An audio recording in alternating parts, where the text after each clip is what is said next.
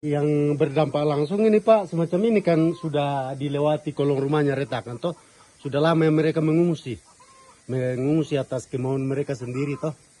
Ada yang ke kebun, ada yang ke rumah pamili. Untuk saat ini yang mengungsi Pak di kebun, kira-kira mereka butuhkan apa Pak?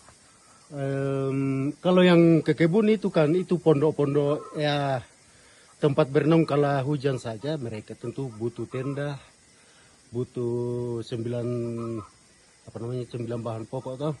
Karena terus terang saat ini kami di daerah sini kena krisis ekonomi, pengaruh dari ini COVID sih Pak.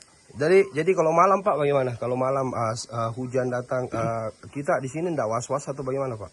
Ya, tentu sebagai warga di sini sangat takut sebenarnya, tapi apa boleh buat Pak? Kita bertahan yang agak-agak masih jauh dari retangan toh. Tetapi sebenarnya perasaan kita sangat takut Pak. Kebanyakan sudah